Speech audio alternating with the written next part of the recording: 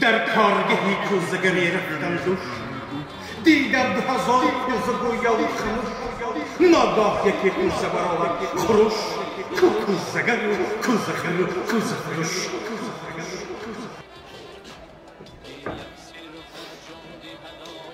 اینک به صحنه مقدس پدری بزرگواری شاهی امروزی ما این داماد را دعوت بکنیم. این کس با گفتن اومد که رئیسی کلخوز کشمت ها هستن. خوش بکنم رئیس یک دوسته سخن برای فرزند.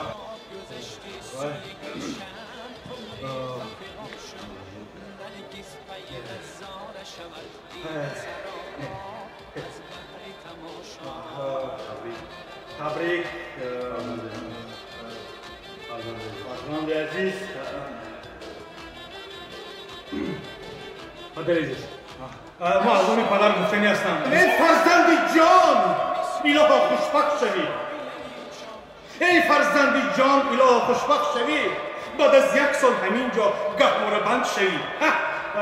مبارک گلگوری دیگر پدران تبریک و همتون خوشبختی و که این دنبال همون خوشش دیگه تمام درست.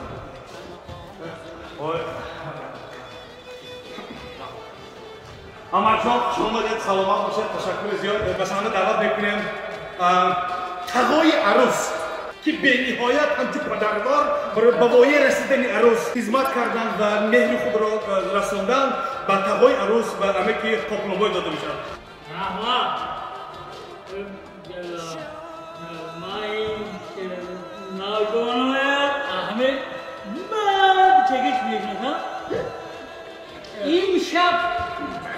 امشب شبی سه‌شنبه 300 شبت شفتالو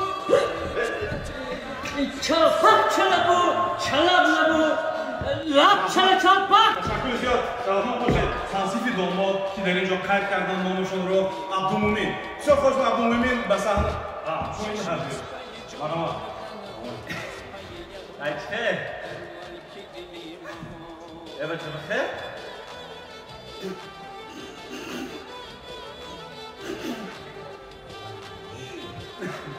اون گپای گفتگی ها یا که اونجا چی دادم با نغزه شیرین شود شکر شود اولینش پسر شود نامش امیدجان شود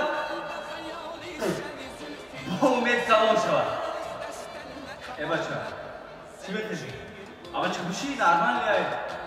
بشی درمان لیایی. اینک گفتن اونم که امروز در خدمت ما هستن استاد این بزرگوار که با همین یمن که خود همیشه در همه جا هستن. اگر یمن نداشته باشن هم با یک لگنچه میتونن توی رو کنن. اینک استاد عزیز خوش میکنم به صحنه. گفتن که این کس استاد ما هستن استاد شریف محمد ریاضیوف سرودهای نقل میکنن. خوش میکنم بسیار سرود خوش شود.